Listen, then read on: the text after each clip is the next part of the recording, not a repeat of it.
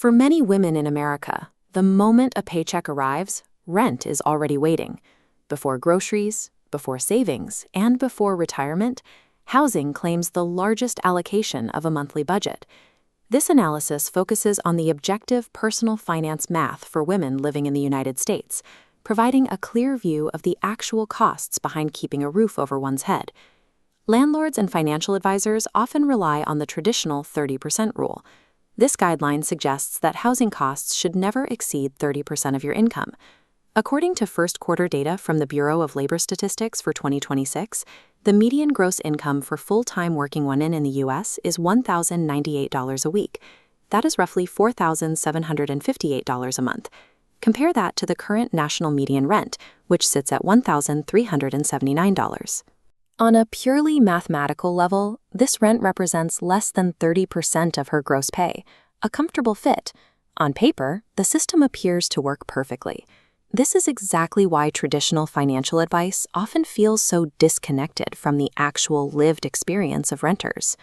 The central flaw of the 30% rule is that landlords calculate affordability using gross income, but a renter never actually possesses that full $4,758. Before the money even reaches a bank account, mandatory federal and state taxes, alongside FICA deductions for Social Security and Medicare, immediately reduce that gross number. Add to that the essential deductions for employer-sponsored health insurance premiums and a basic 5% contribution toward retirement. After these standard payroll deductions, her final take-home pay is $3,443. Recalculating the median rent against this new net pay, it consumes 40.1% of her take-home money. And if she lives in a major metropolitan area where asking rents hit $1,699, housing costs will consume nearly 50% of her net paycheck. Monthly budget stress frequently originates from the friction of paying rent, with money that is already heavily depleted before it ever enters a checking account. Furthermore, the rent number written on a lease is only a baseline minimum. Reaching the true cost of housing requires adding in the required secondary monthly expenses. Basic utilities like electricity, water, and trash add between $150 to $250. Broadband internet averages another $50 to $80. Then comes renter's insurance, frequently mandated by landlords, adding an average of $14 a month. We also have to account for the rise of secondary building fees. 65% of renters now pay recurring fees directly to property managers. Combined with pet rent, valet trash, and processing charges, these fees push the real monthly cost past $1,700. For a single income earner navigating these costs entirely alone, these hidden fees transform a seemingly manageable lease into a severe structural drain on her wealth. When budget pressure mounts, conventional advice often suggests packing up and moving to a cheaper apartment. But transitioning to a new rental begins with non-refundable application and background check fees.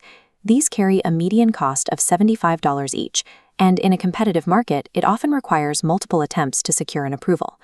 Once approved, landlords typically require the first month's rent upfront, alongside a median security deposit of $795.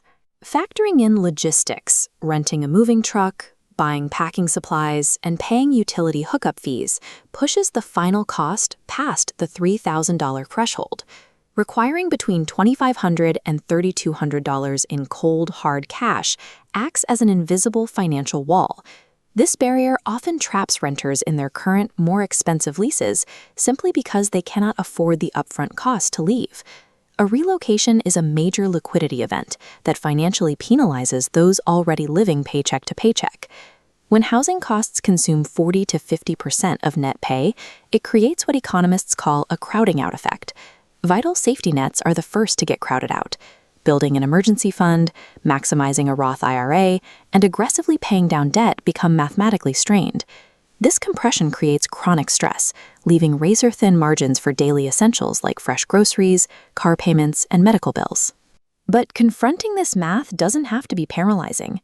True financial clarity begins when you build a framework based on your actual numbers. Discard the gross income illusion. Map your budget using only your true net take-home pay after all taxes and deductions. Next, identify your true rent-to-income ratio. Calculate the hidden monthly fee stack specific to your building and anticipate the upfront liquid cash you will need before you ever decide to move. A budget that feels impossible is often the direct result of the objective math of U.S. housing.